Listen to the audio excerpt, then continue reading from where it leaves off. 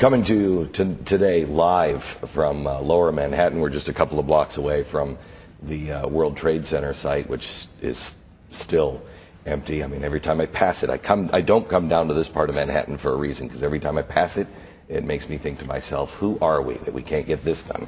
And behind me is the Statue of Liberty in Ellis Island, which I want to talk to Governor Palin about Ellis Island here in a minute. But first, I want to have a conversation with you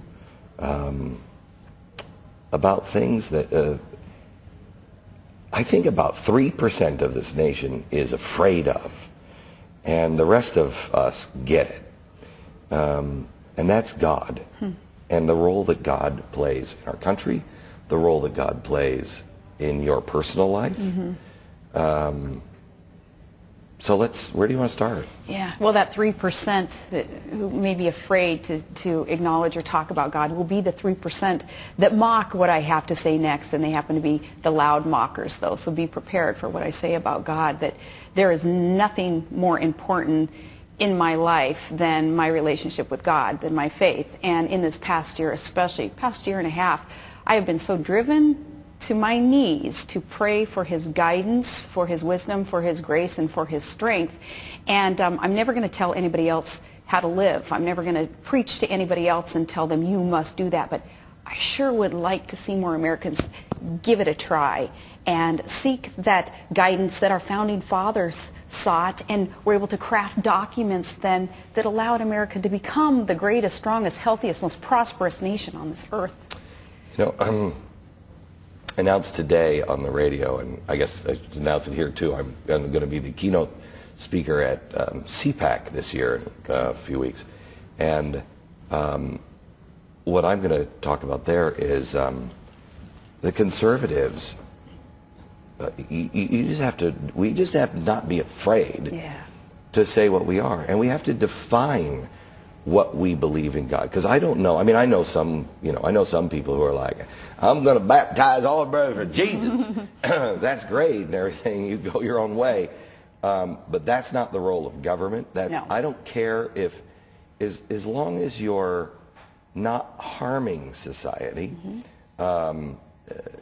whatever. But I happen to believe, and so did the founders, although Thomas Paine, we believe, was an atheist, God played an essential role in the founding of this nation.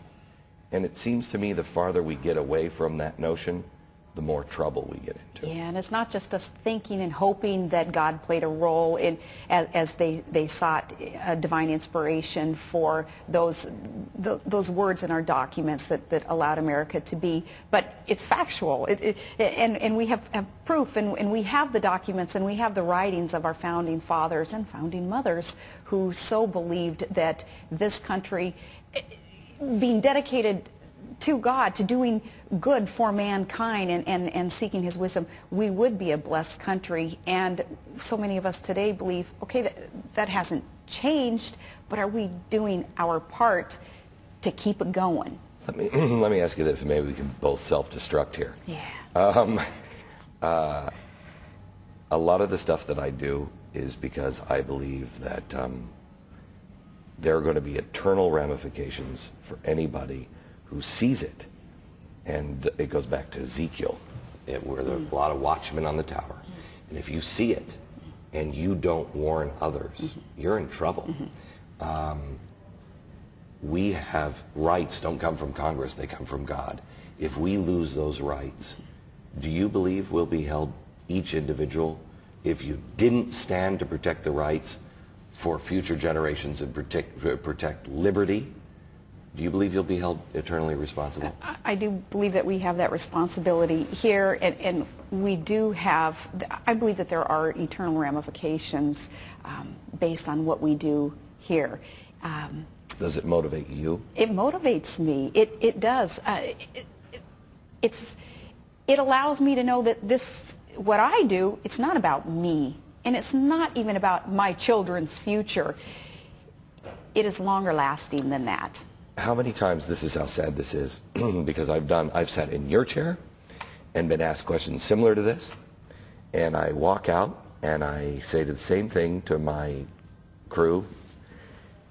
I can't tell you how many times I thought in my head, be careful, watch it, careful, careful, careful.